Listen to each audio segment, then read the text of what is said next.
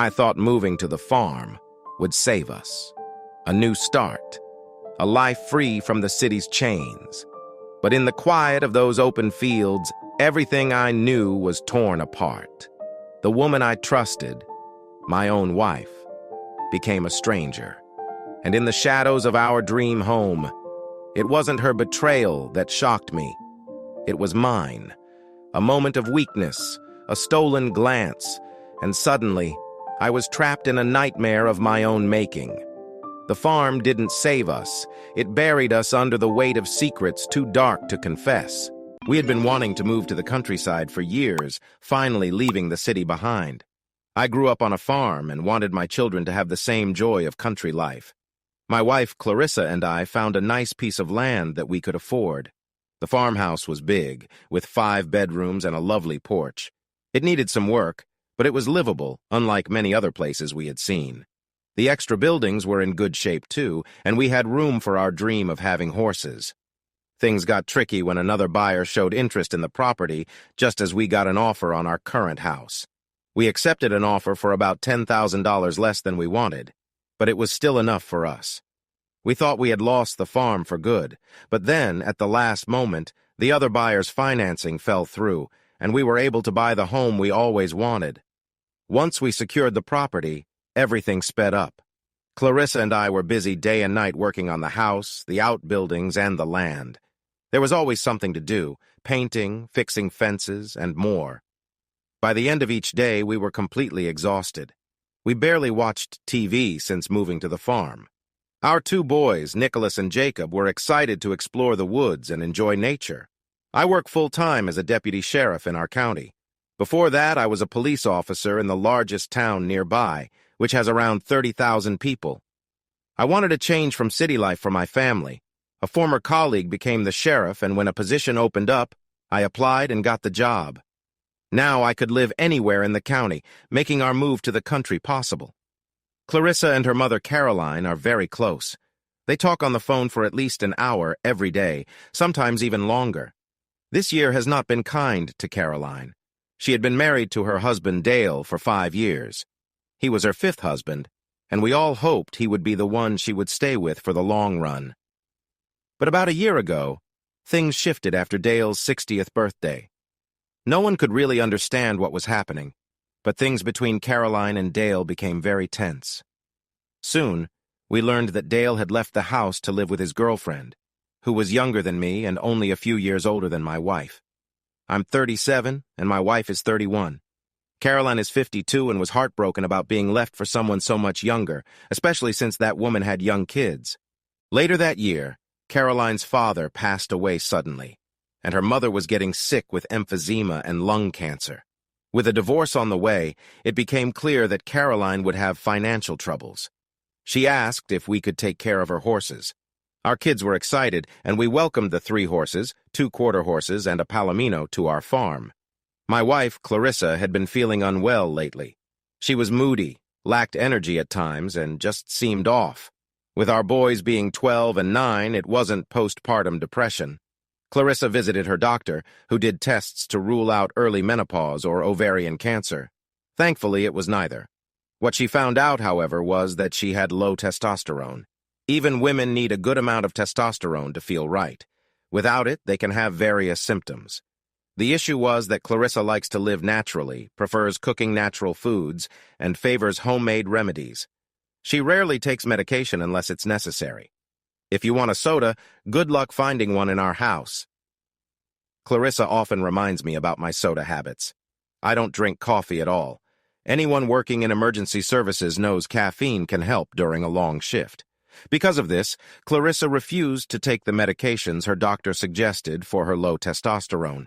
She looked into herbal and home remedies instead, but none seemed to help much.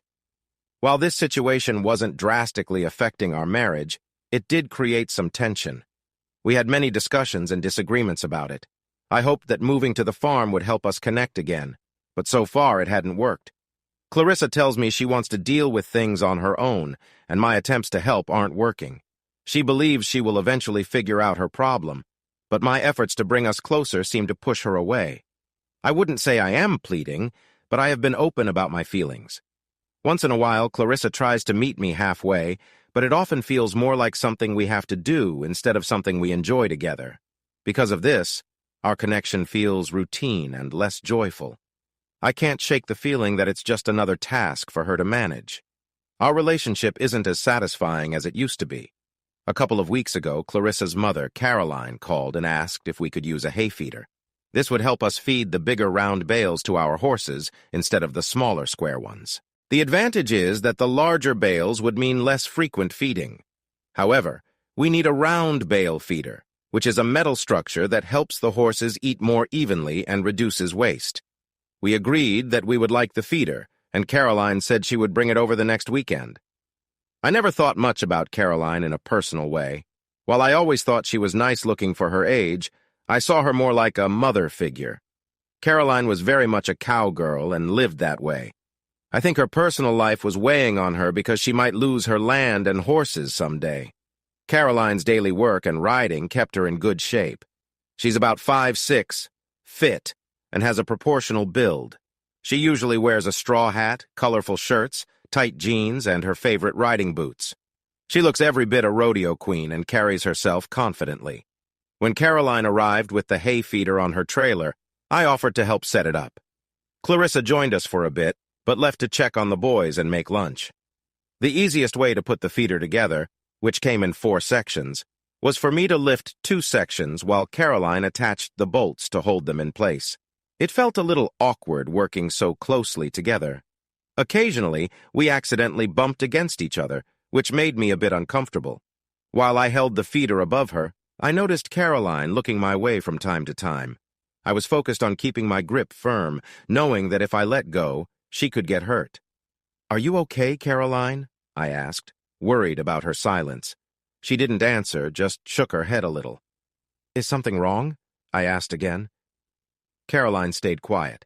I felt like something wasn't right, but I kept my attention on holding the feeder to keep her safe. "Caroline, I really can't hold this much longer. If I drop it, you could get hurt," I said, hoping to keep her focused on the task.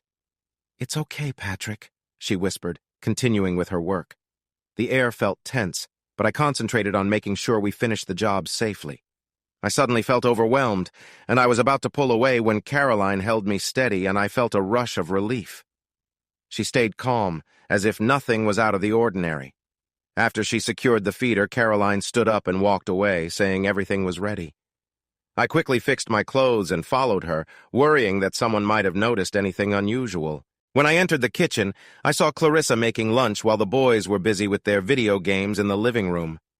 I felt a wave of relief wash over me since no one seemed to notice anything amiss.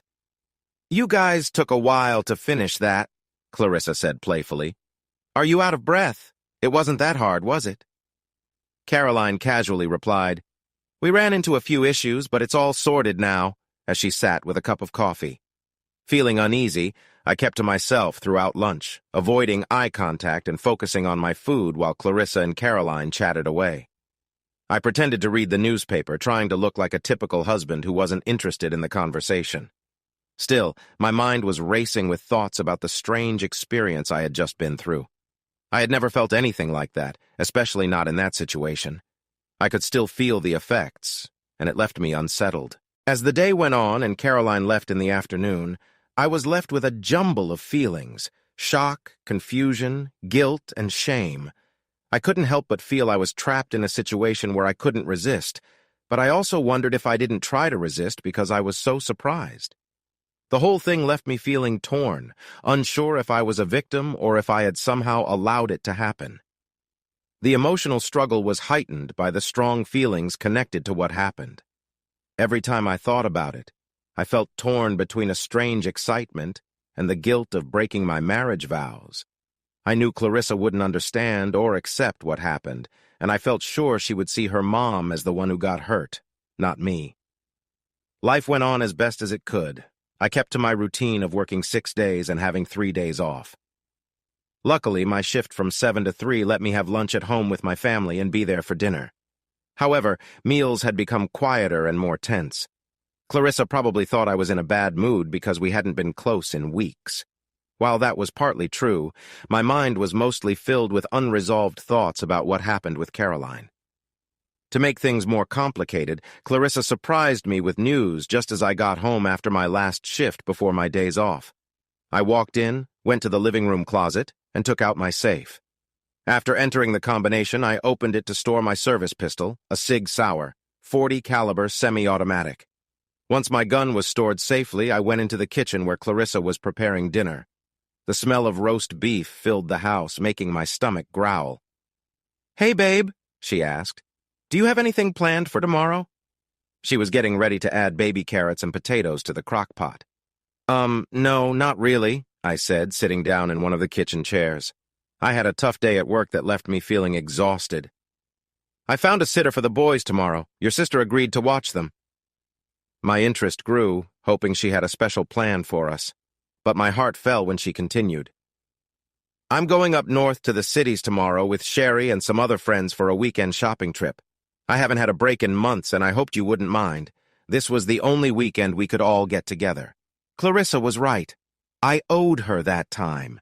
She is a full-time mom who teaches our kids at home, and it's rare for her to get a moment to herself. So I felt I should allow her this chance.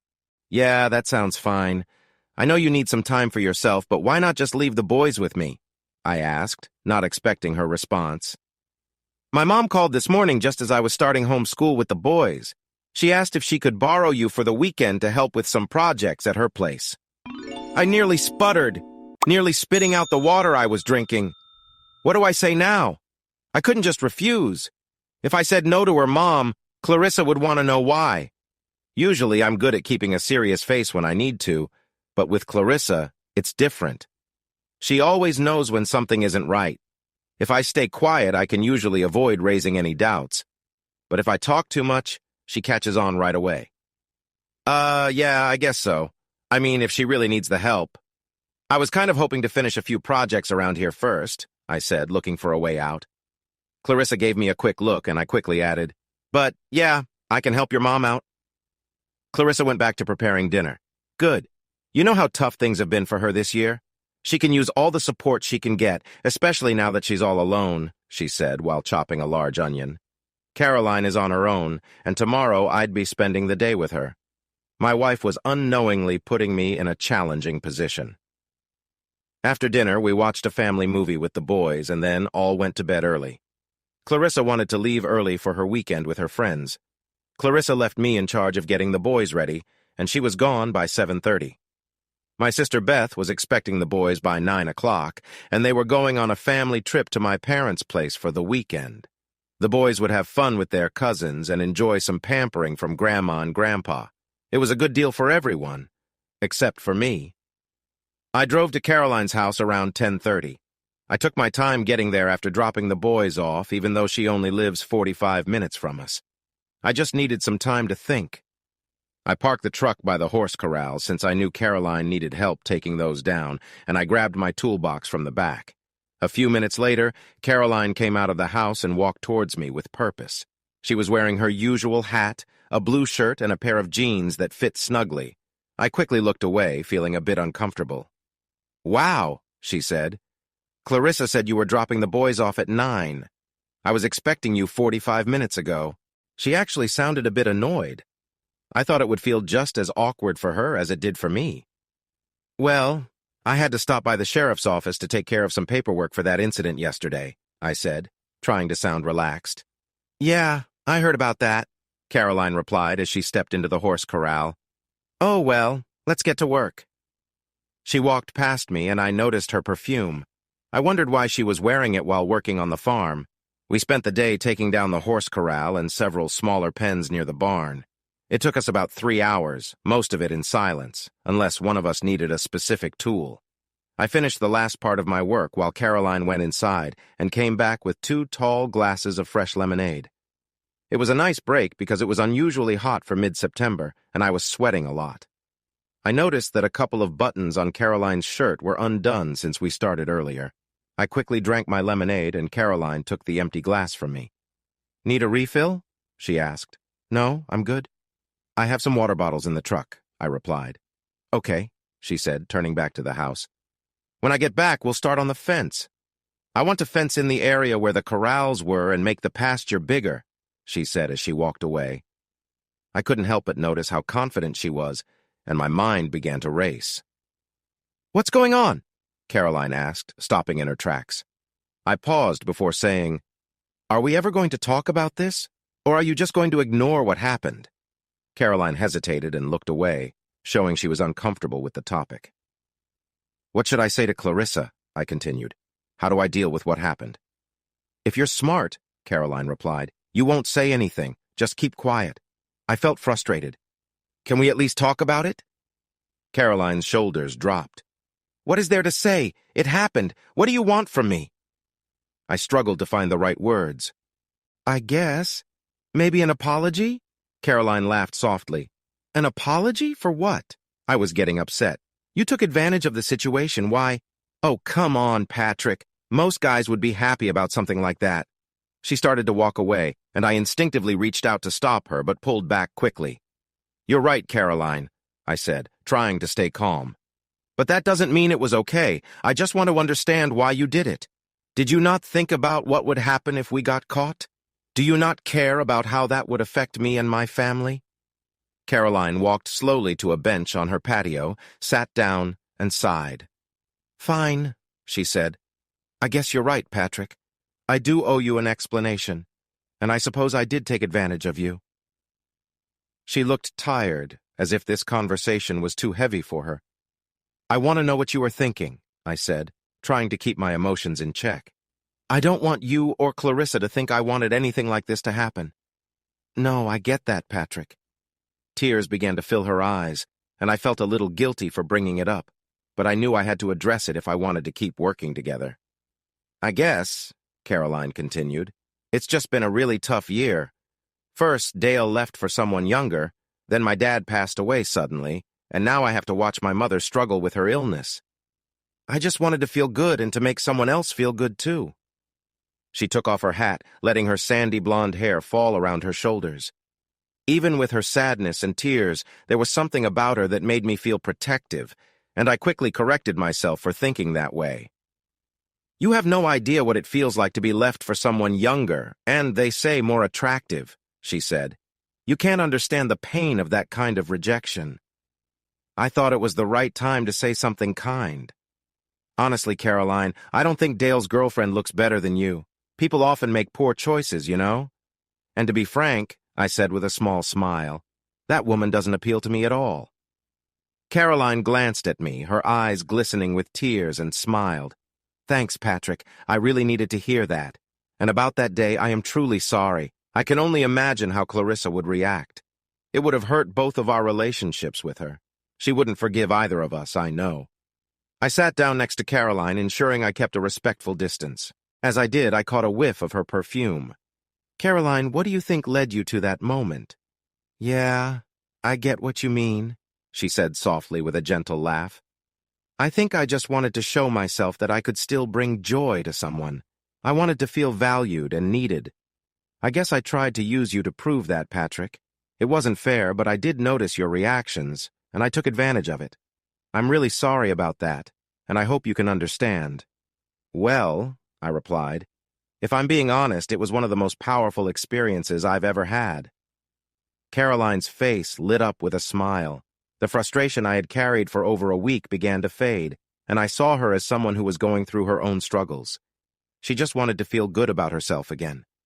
Yes, she made a mistake, and it complicated things for both of us. But I was starting to see her side. "I appreciate that, Patrick. I just wish Dale would have valued what we shared." "Why do you think he didn't appreciate it? What made him go away?" I asked, curious to understand her thoughts. "Well," she hesitated, "to be honest, I didn't do much for him. He didn't care enough to ever return the favor. He seemed more focused on his own needs than mine. I think I grew tired of it. As much as I wanted to be close to him, it never made me happy, so I pulled away, and I guess he decided to find happiness somewhere else." "To be honest with you, Patrick," she said, "last week was also one of the most powerful experiences I've had, too. I'm sorry that things aren't as good or happen as often as we would like." Her last word surprised me. I shifted closer on the bench. Wait, what do you mean by that? That it doesn't happen as much as we want? I felt stunned. What did she know, and how much did she really know? Caroline took my hand gently. I know about Clarissa's situation, Patrick. I see how much it worries you. It worries Clarissa, too, she said. She has shared a lot with me, and I know it's been hard on your relationship. I was starting to feel frustrated. If she knows, why doesn't she do something? You know how determined Clarissa can be, Caroline replied. She doesn't want to take anything she thinks isn't natural. She loves you and wants to find a solution. She just hasn't figured out what to do yet. But if I have a headache, I take something for it, I explained. If I get sick, I see a doctor. Clarissa has something that her doctor says can be easily fixed, so why doesn't she just do it for me? I've tried talking with her, Caroline continued. I told her she risks your marriage by not facing it. It's funny, though. She was joking with me a few weeks ago about needing 3 helpers, one for the cooking, one for the kids, and another to help you, so she could have some time for herself. Of course, she was just joking. That did nothing to help my mood. Not only was my wife distant, but she also seemed to see it as just another task, like cleaning. Caroline noticed how upset I was, and I felt tears forming in my eyes. She leaned in and gently brushed a tear from my cheek. Her perfume was strong but comforting. I leaned in and gave her a soft kiss on the lips. Caroline briefly looked into my eyes before kissing me back, and I felt the moment grow warmer. She guided my hand to her side, but that wasn't where I wanted things to go. We continued kissing, the connection between us growing. I could feel the rising energy, but I pulled back a little, wanting to keep things in check. Caroline seemed to notice my hesitation and took a deep breath, as if she was thinking too. Maybe we should take a step back, I said softly, hoping to regain control. Caroline paused, her eyes showing she felt many things. You're right, she whispered, taking a small step back. We should think about what we're doing. I nodded, thankful she understood. The moment was strong, but we both knew it was important to keep things clear between us. We sat quietly for a moment, letting the tension fade before we began to talk again about lighter subjects. Soon after that, Caroline and I found ourselves feeling a mix of strong emotions. The situation had become too much for us. We knew we had gone too far and needed to take a step back to think about what had happened. We sat in silence for a bit, allowing the weight of our choices to settle in. Eventually, we agreed that it would be best to pause and rethink our paths, understanding how important it was to set boundaries and respect the important relationships in our lives. The rest of the day, we focused on our work, trying not to dwell on what had happened earlier. It felt like a turning point, and we both understood that we needed to be careful from that moment on. We spent the day completing a fencing project, concentrating on our tasks and leaving our earlier feelings behind.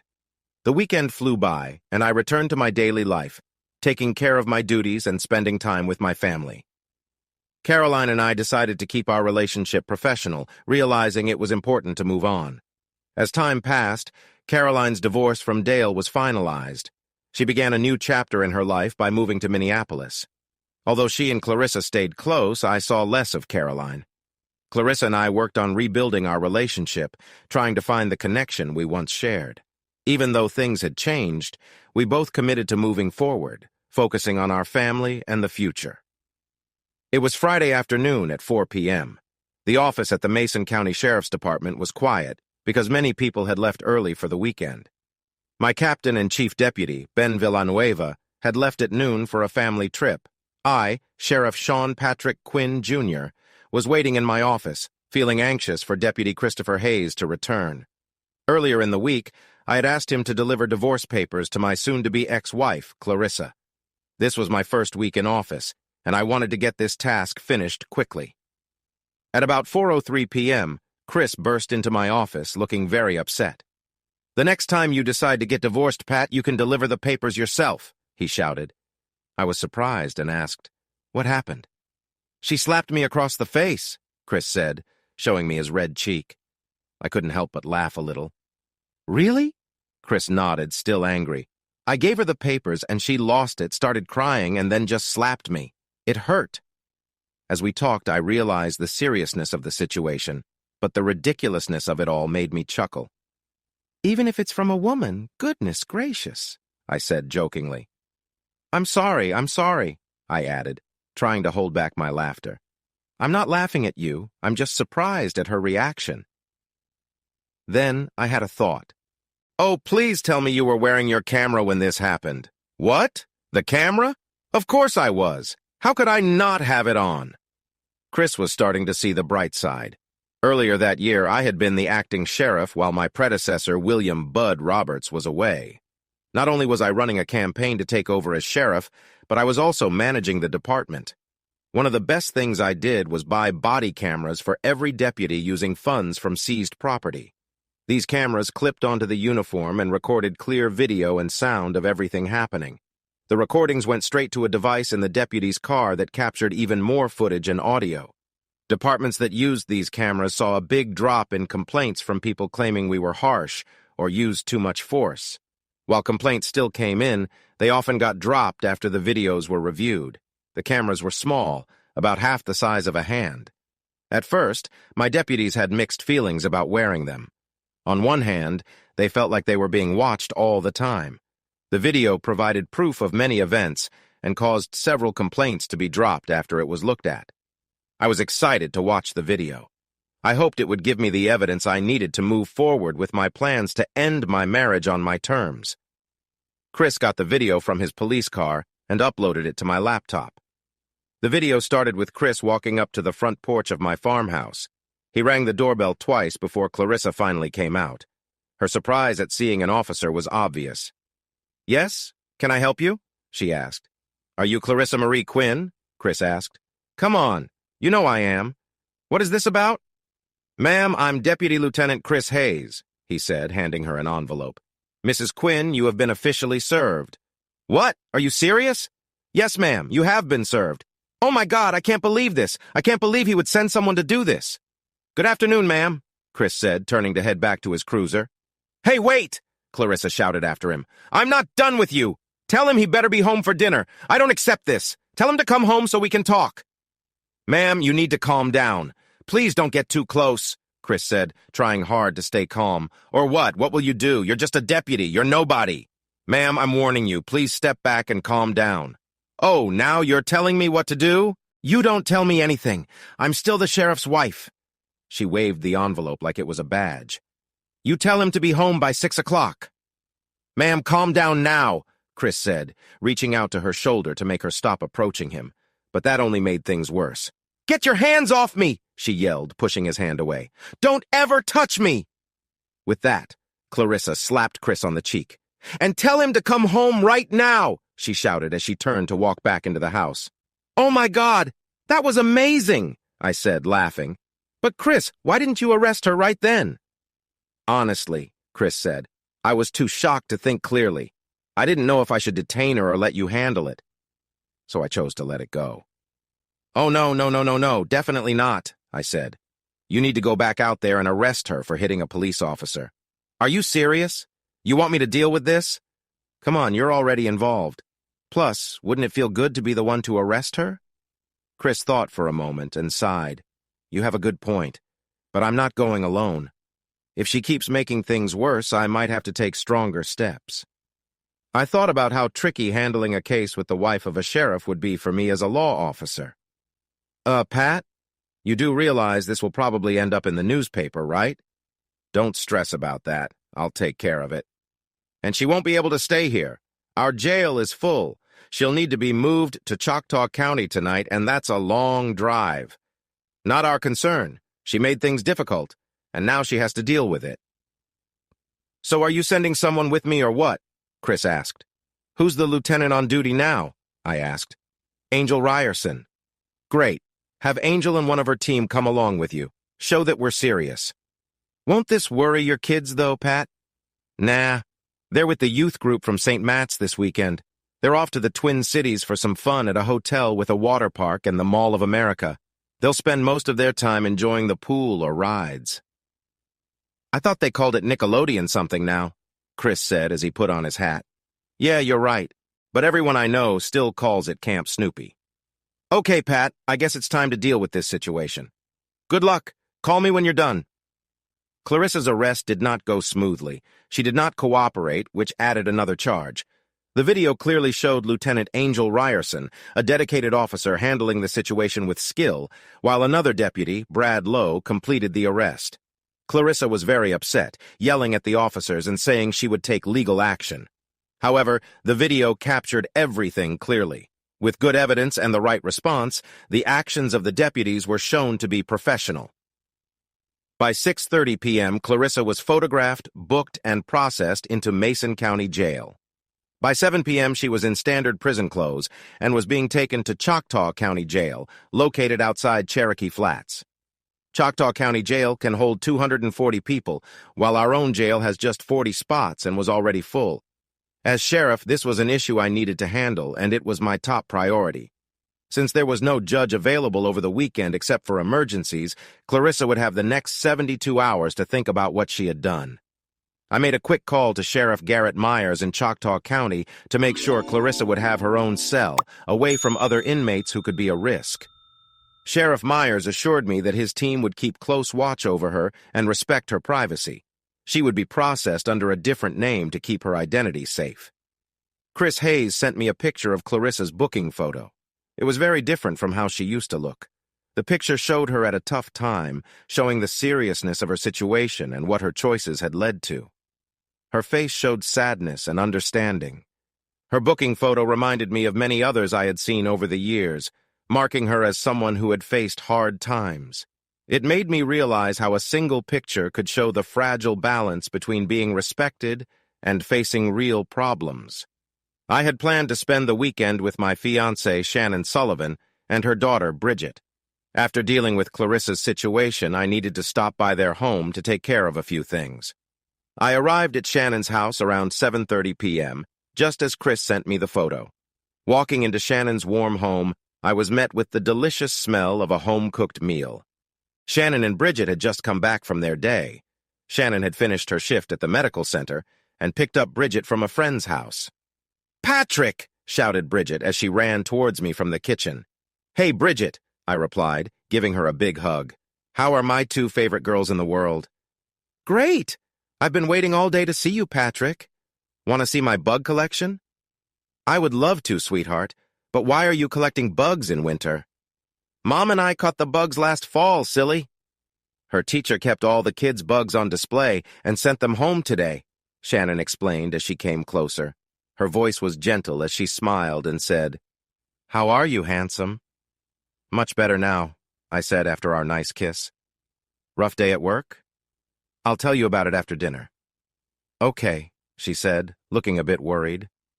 Bridget spent the next 20 minutes telling me all about her bug collection and her day at school, right until Shannon brought a big plate of meatballs and mashed potatoes to the table. I couldn't believe she could make such a comforting meal so quickly. It turns out that Shannon likes to prepare 5 or 6 meals on the weekend and freeze them, so all she has to do is heat them up later. I could only wish the sheriff's office ran as smoothly as Shannon managed her home. It made me feel lucky to have her in my life.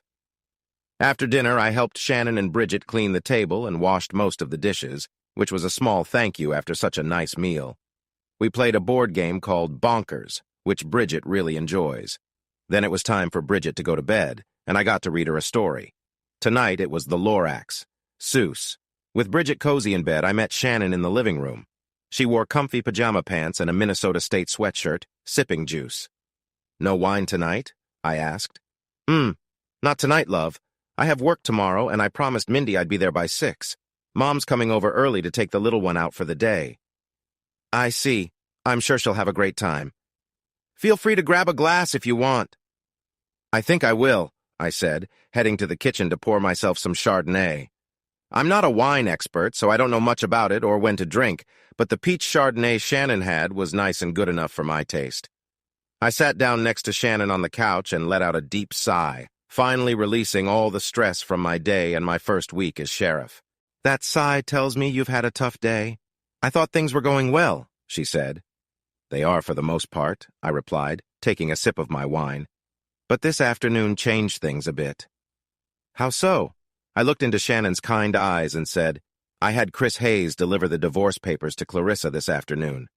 Shannon tensed and looked worried. "Oh my God, it finally happened. You're really getting a divorce?" She took my hand and I could feel her shaking. This is real. We're actually going to be together. Tears started to well in her eyes, and one trickled down her cheek.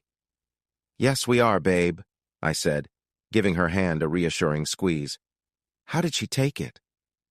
I sighed and closed my eyes briefly. It didn't go well. How so? What happened? You might find this hard to believe. Sean Patrick Quinn, don't do that to me. You can't start a story like this and not finish it. That's not fair, she insisted. Okay, you're right. My lieutenant, Chris Hayes, was the one who served her. When he gave her the papers, Clarissa had a strong reaction. She got very upset. Shannon gasped in surprise. Oh my God, you're serious? Yes.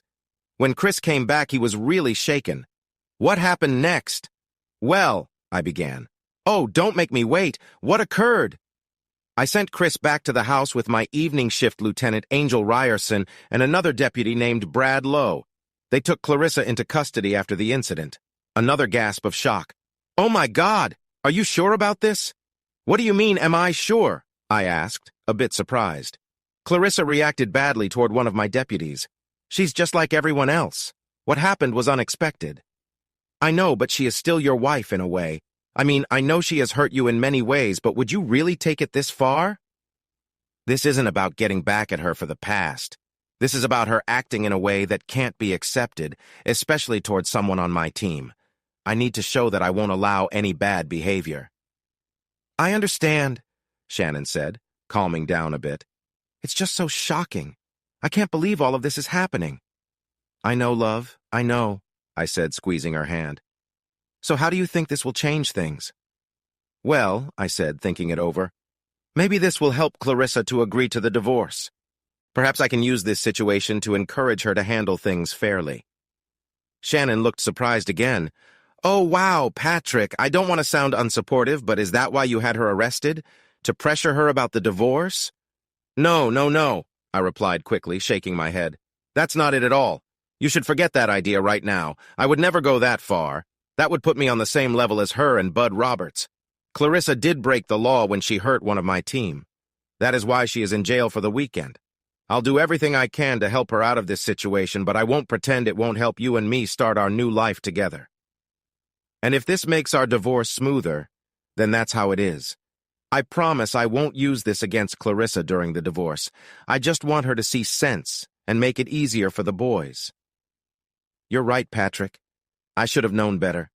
You're not that kind of person. I'm really sorry I brought it up. Shannon leaned over and gave me a light kiss as an apology. Don't be sorry, I said. I need you to keep me grounded. This job has clearly gone to Bud Roberts' head, and I need you to be my support, love. Well, Shannon said with a playful smile, setting my wine glass down on the table. I might not know much about support, but I'd really appreciate some quality time together. I started laughing. What did you just say, dear? Come on, Patrick. I'm just trying to be fun and flirty. I enjoy some lighthearted banter, too, but you'll have to do better than that. Shannon stood up, smiling, ready to continue our playful moment. She came over to me with a smile and gave me a nice kiss. So, Sheriff, she said after the kiss, are we going to spend some time together? Oh, you can count on it, I replied as she took my hand and led me toward her room. The next 2 hours felt wonderful and full of connection. A little deodorant and a clean outfit usually worked just fine for us, and Shannon didn't really need any makeup because she was naturally beautiful. I sneaked out of the house just as Shannon's mother, Suzanne, arrived to stay with Bridget until she woke up.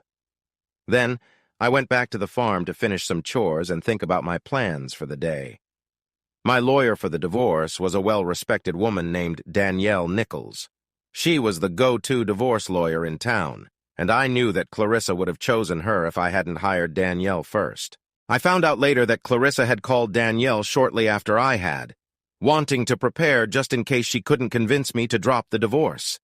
That all happened last fall, even before I served Clarissa the papers.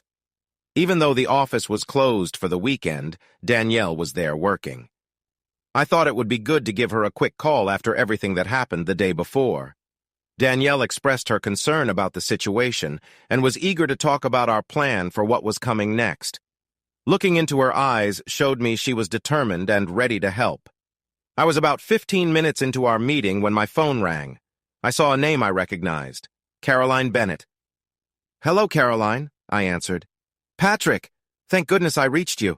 Can you tell me what's going on with Clarissa? She called me this morning and said she was in jail in Cherokee Flats and that you put her there. Hold on a second, I said, covering the phone and looking at Danielle. I need to take this call. It will only take a few minutes, I'm sorry. No need to apologize, Danielle replied. I can grab some coffee in the break room. Once Danielle left the room, I continued. Well, Caroline, the truth is that Clarissa is in jail down in Cherokee Flats. There wasn't enough space for her here in Red River Falls, so she was moved to another place. My goodness, Patrick, what did she do that led to this? Caroline, to be honest, I didn't want to hurt Clarissa. I simply followed the steps for filing the divorce papers and involved the sheriff's department to help. I paid the necessary fee, just like anyone else would. I did this to prevent what I thought would be a difficult argument between Clarissa and me. Instead, Clarissa started a conflict with one of my deputies, during which she acted aggressively. No, Patrick, you must be mistaken. Clarissa can be hot-headed at times, all right, maybe quite a bit, but she would never intentionally hurt an officer. I just can't believe it. Your officer must be wrong or exaggerating. I wish I didn't have to say this, Caroline, I replied with a sigh, but the whole incident was recorded on video. Cameras don't show the whole story, Patrick. That's true, but in this case, it's pretty clear. All my deputies now wear small cameras that record everything in high quality. Honestly, it's almost like having a film crew there. You'll see when you watch the video. I heard Caroline sniffing and trying to hold back her tears. Please, Patrick, if our friendship means anything to you, promise me you'll do what you can to help her. For her sake and for my grandson's. Caroline, I assured her. I promise I will do what I can to help her. I'll see her soon and I will make sure she is out on bail by Monday morning. I believe this weekend will be the last time she spends in a jail cell. Thank you, Patrick. That means so much to me. You're welcome, Caroline. Oh, and Patrick? Yes, Caroline? She paused for a moment. Never forget how much you mean to me, Patrick. I know there's someone new in your life. I just hope she treats you well. This left me searching for the right words. I appreciate that, Caroline. And please remember how much you mean to me, too. Goodbye, Patrick. We'll speak again soon. I look forward to it. Then she hung up. It took me a moment to regain my composure after our call. Even from hundreds of miles away, just hearing her voice brought back memories of our time together. There was something about her that I would always remember. Thankfully, I now had Shannon in my life. Honestly, not many other women could keep me grounded if I ever felt tempted. I find confident women very appealing. Caroline had tried to connect with me during a challenging time when I was struggling with a heavy metal object, which could have led to some serious issues.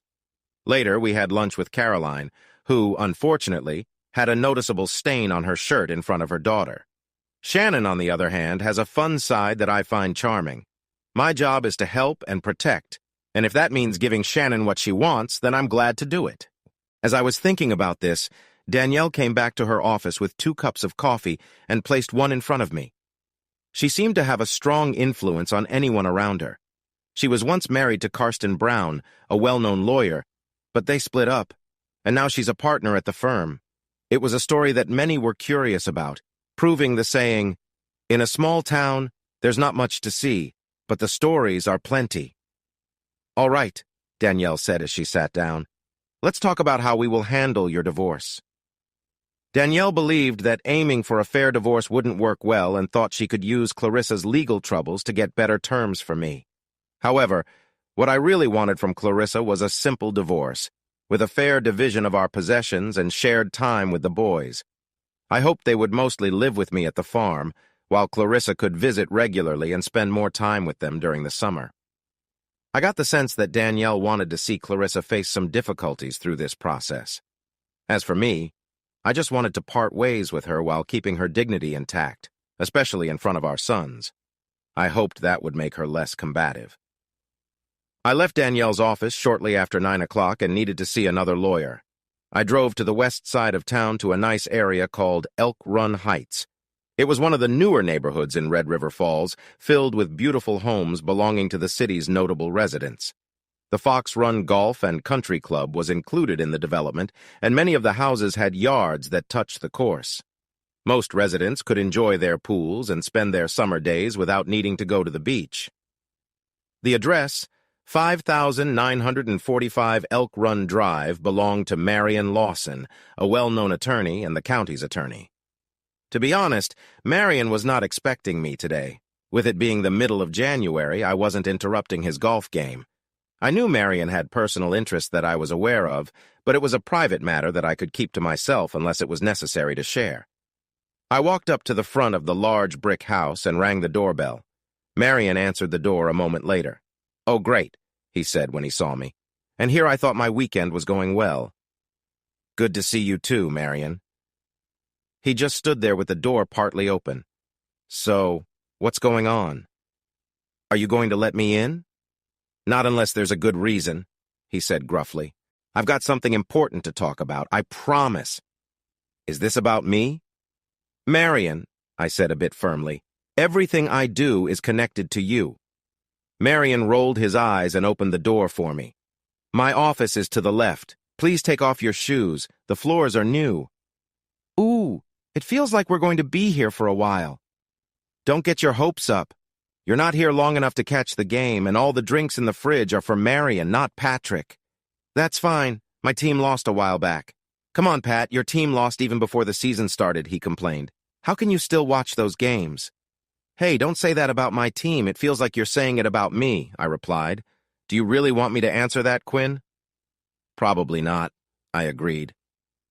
We walked into the house, heading toward Marion's office, when his wife, Patty Jean, saw us from the big open kitchen. The food she was cooking smelled wonderful, and my stomach reminded me I hadn't eaten. "Hello, Sheriff! What brings you here?" Patty called out.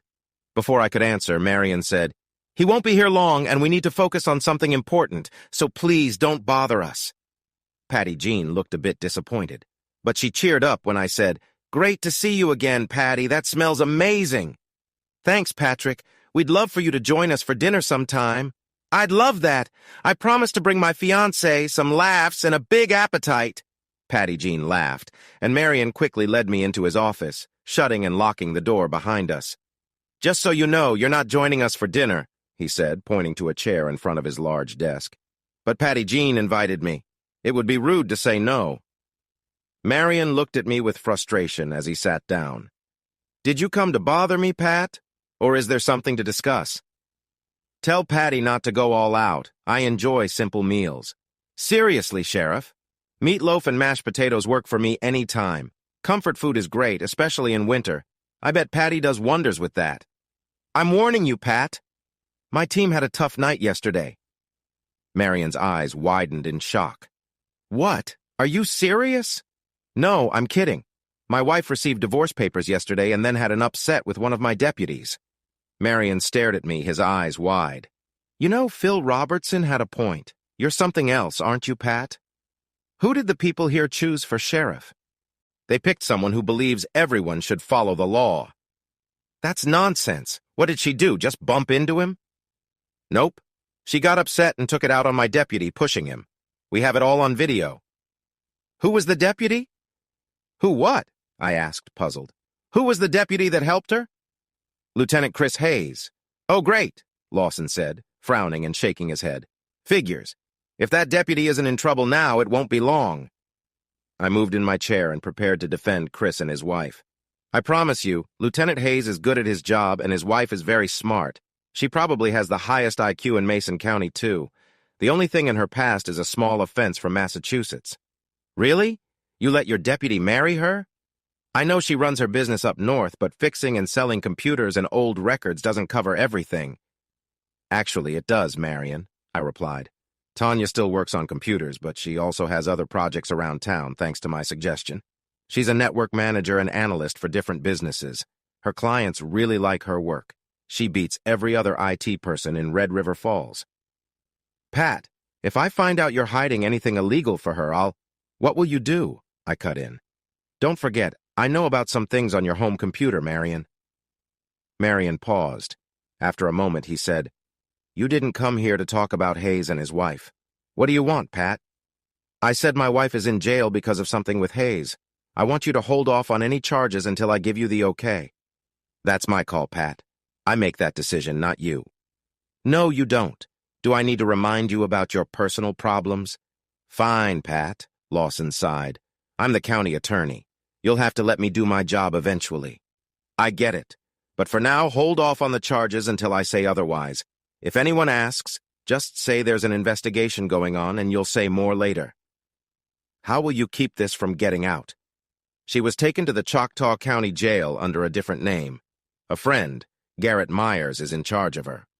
Myers? The Choctaw County Sheriff? Didn't he have some trouble a while ago? Yes, he did, I replied.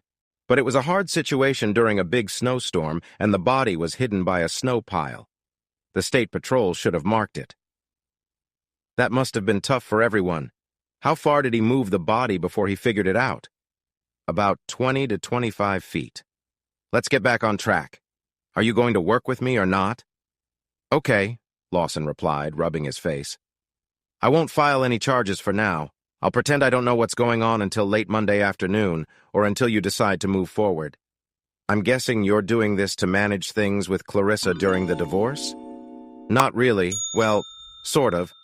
I want her to agree to the divorce. The terms I'm suggesting are fair. I don't want to hurt her. She's still the mother of my kids. Pat, Lawson said, pausing for a moment, can I ask you something personal? Really, Marion? Are we about to bond? Not quite, he chuckled. Too bad. Go ahead, I said. What will happen with Clarissa when this is over? I glared slightly, feeling uneasy. What do you mean? Well, Clarissa will be single again. I was curious if you'd be okay with— Don't even think about it, I interrupted firmly. What's the issue, Pat? You're not getting back together with her. You can see that my situation isn't great. I promised to be good to your boys. I stood up, placed my hands on Lawson's desk, and stared him down. My boys have a dad already, and my soon-to-be ex-wife is not available for you. Do you understand? Lawson sighed, raised his hands in surrender, and said, All right, we'll do it your way. But if I help you with this, I'll consider us even. I want those pictures gone from my server and removed from the internet. Is that a deal? Let me make something clear, Marion. You and Bud Roberts were involved with my wife. You even tried to embarrass me about it. We're not by a long shot. It won't be for a while, if ever. I stood up and headed to the office door, unlocking it. As I turned to leave, I looked back at Marion and said, And those pictures stay right where they are. That night, I stayed alone at the farm instead of being with Shannon, even though I wanted to be with her. I needed time to sort out more details for the divorce. I skipped Sunday Mass the next morning, and by 9 o'clock, I was in my old 2010 Ford Expedition. I drove south toward Cherokee Flats. The ride took about 2 hours, and the area was pretty quiet. The road was 65 miles per hour, so I drove steadily.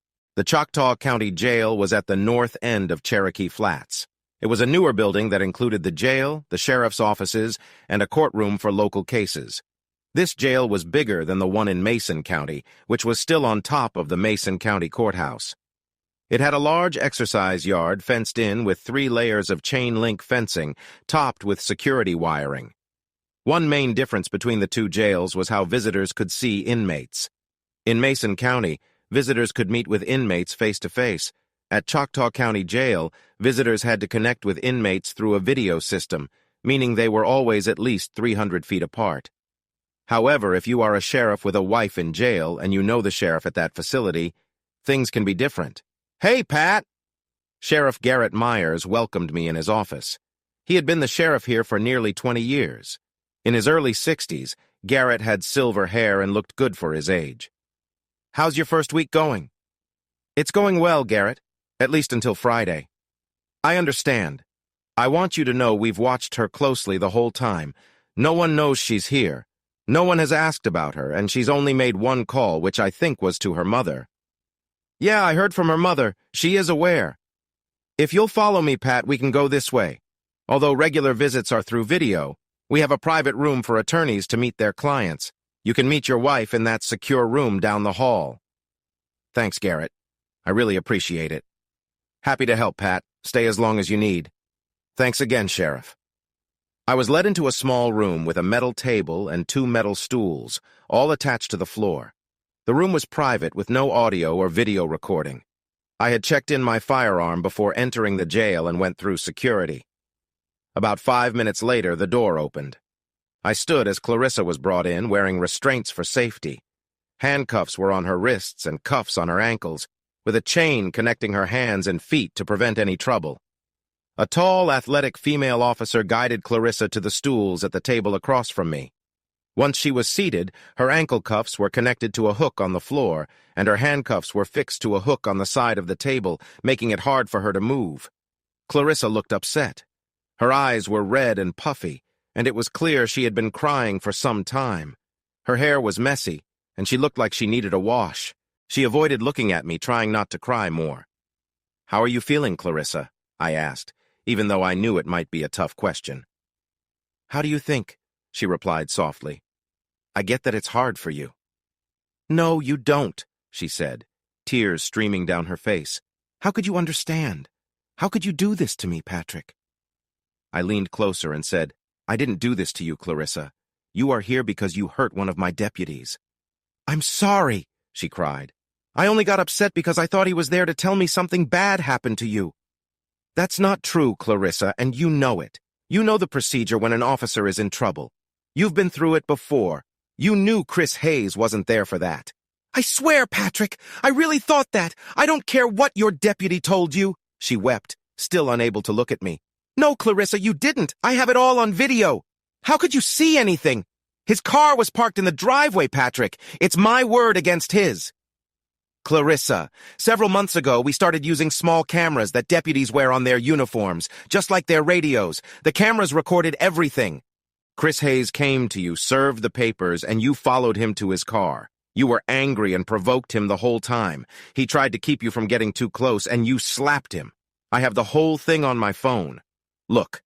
I took out my smartphone, which Garrett had allowed me to keep. I found the video and started playing it. Clarissa hesitated to look at my phone, still hoping the situation wasn't recorded. But as soon as she heard her own voice, she stopped crying and stared at the screen, too shocked to speak. When the video ended, Clarissa looked away from me again, this time in shame. "Patrick, what's going to happen to me?" "Well," I said, putting my phone back in my pocket, "that depends on you. Right now, you're facing serious charges. It's an aggravated misdemeanor, which could mean 2 to 5 years in jail." "Oh my God," she whispered. "Please tell me you're going to help me, Patrick." "I will help you, Clarissa, but you need to help me too." "What do you want me to do?"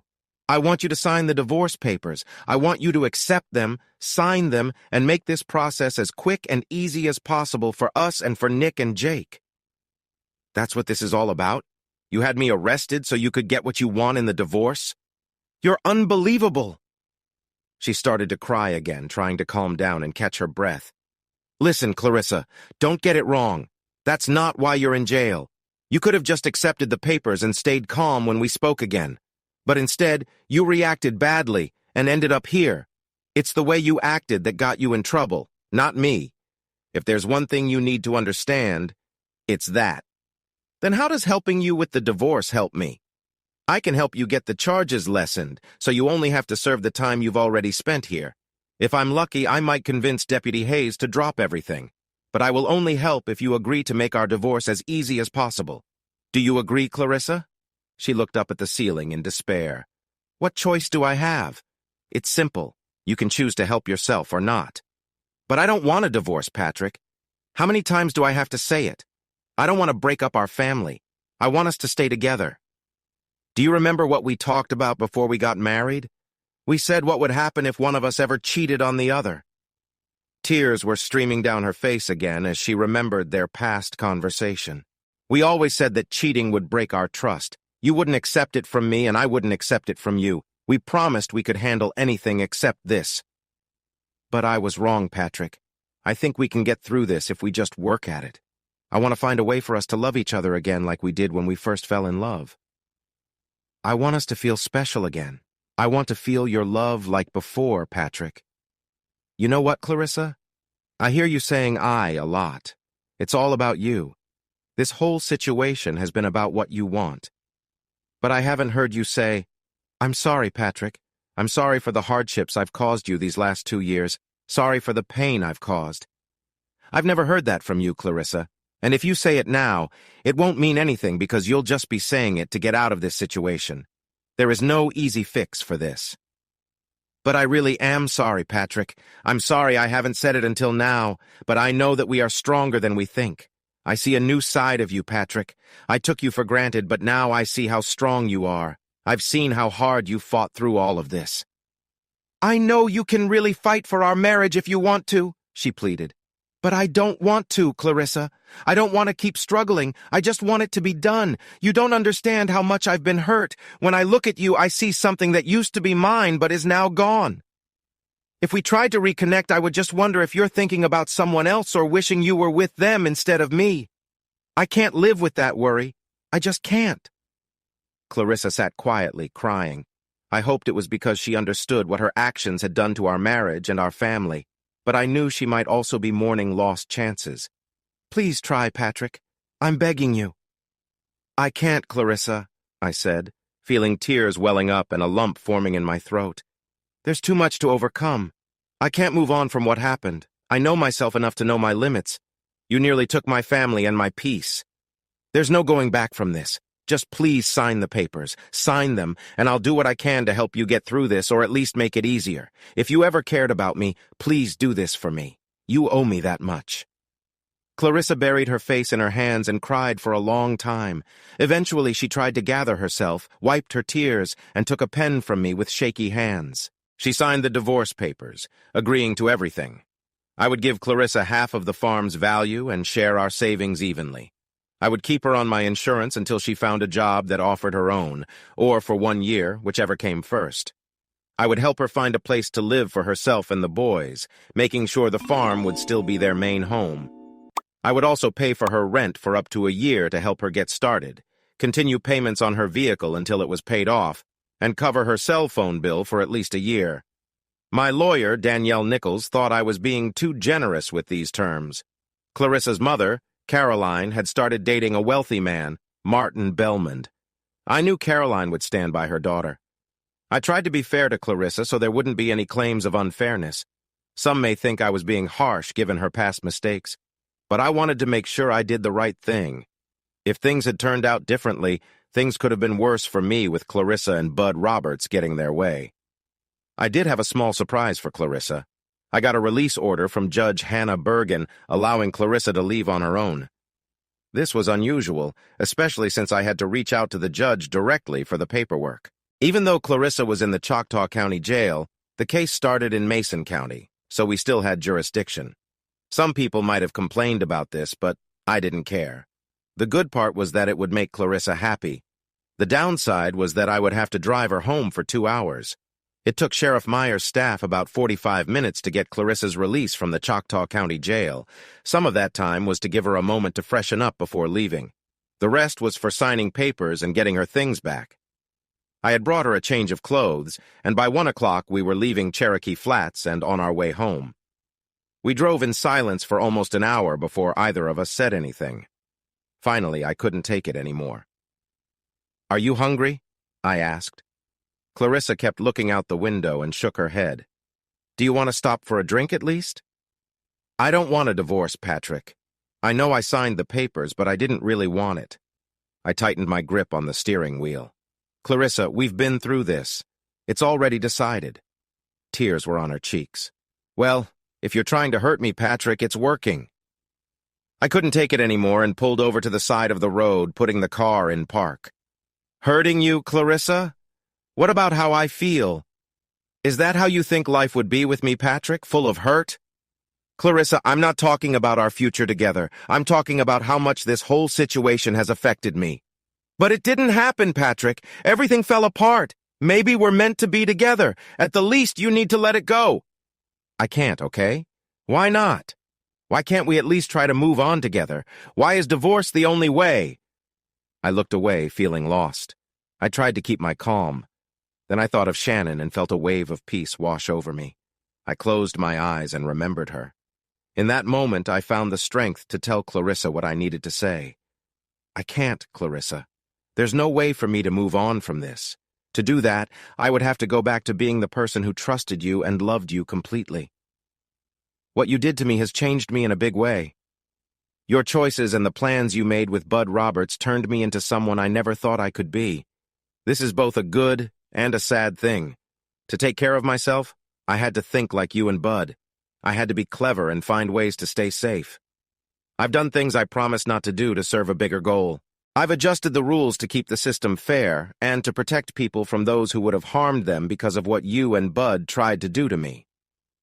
I have become what I once disliked: smart, manipulative, and quick thinking. But I never did this for myself. I did it for my family, for the community, and even for you and Bud. I may not have done anything violent, but I have gathered a lot of proof against them. I'm not who I used to be. However, your actions have made me strong. I can truly say there is nothing I wouldn't do to keep my family, my friends, and the people of Mason County safe. I have faced a lot of tough times because of my promise and have made it through to share my story. I shifted the car back into gear, signaled, and drove the big SUV back onto the road, heading towards Red River Falls. So yes, Clarissa, you are right. I am strong. Dealing with such hard situations, whether from danger or living a tough life in prison, will do that to you. So I won't thank you for breaking our family. But in a way, I do thank you for making me a stronger person. Because I can honestly say that I never would have been ready to become sheriff if you hadn't. I fell silent, and my soon-to-be ex-wife and I traveled in quiet for the remainder of the trip. For Clarissa, it was a journey into what comes next, as she would now have to figure out her next steps. Only she could choose the way forward. The only thing I knew was that her future would not include me, at least not as her partner. When we got home, Clarissa quietly went upstairs and went to bed. She must have been worn out after spending the weekend in jail. The boys returned from their weekend trip with their youth group and were excited to share their stories. As I listened to their lively chatter, I realized that I would never have had Clarissa arrested if they had been home all weekend instead of far away. A lucky break for me, and a tough one for Clarissa. Eventually, Clarissa came downstairs around dinner time. She greeted the boys with a warm smile. She made a light dinner for all of us, which was grilled ham and cheese sandwiches. To my surprise, after dinner, Clarissa asked us all to stay at the table. She sat down and shared the news that she and I would be separating. She told the boys that we were facing some serious issues and that, even though we cared for both Nick and Jake a lot, we couldn't stay together. She would be moving out for a while. Clarissa made it clear that this was her decision and asked the boys not to blame me because it wasn't my fault. She said she wasn't sure how long we would be apart, just long enough for us to sort out our differences. I knew she wanted to give the boys time to get used to the change, and I appreciated that. She promised them that their home would remain the same and they would still live in the house with their beloved pets. Clarissa reassured them that even though they wouldn't see both of us at the same time, they would still see each of us regularly. She even asked them to help me find a good place for her to stay in Red River Falls so they could visit her after school before returning home each night. To their credit, the boys were sad but handled the news better than I thought they would. There were tears, of course, but neither of them had a big meltdown. Maybe they had sensed that something like this could happen. Sometimes we adults don't give kids enough credit for what they understand. A few days later, Clarissa had found a nice apartment in a new townhouse complex within a gated community. The complex had a playground and pool that the boys would likely enjoy this summer and was close to their middle school. It wasn't hard to persuade Chris Hayes to drop the charges against Clarissa for the incident with the officer. I think Chris understood how tough this was for all of us and realized that Clarissa was acting out of a need to protect herself, not because she meant any harm. Marion Lawson cooperated as needed, and Judge Hannah Bergen helped to resolve the situation. If anyone looked into it later, they would remember something happened, but there would be no records or details about it. I never told Clarissa any of this, wanting to keep the divorce process smooth. When I told Shannon, she was very supportive, knowing that the end of my marriage to Clarissa weighed on me, not because I wanted to stay married, but because of the sadness and regret surrounding the end of that chapter. It felt strange, but I could start to look forward to my new life with Shannon and Bridget, which would grow from the ending of my life with Clarissa. I believed my boys would adjust well to Shannon and Bridget as their stepmother and stepsister. I expected some bumps in the road, but deep down I knew that better days were coming. I also started to wish that someday the right person would come into Clarissa's life and give her the joy I couldn't provide. Another big surprise came when my future father-in-law told me that as a wedding gift for Shannon and me, he would pay off our land mortgage. This way, we could focus on other things instead of just working to pay back the bank. I was so surprised that I didn't know how to respond at first, but Jack Sullivan reminded me that I should appreciate his kindness, since he cared so much for his daughter and granddaughter. Then he laughed and gave me a warm hug, saying, "Welcome to the family." So this marks the end of one important chapter in my life. The next chapter is ready to begin. All the key people are here. There's no need to look back. Only a bright future lies ahead. From now on, the only history that matters is the one we will create together.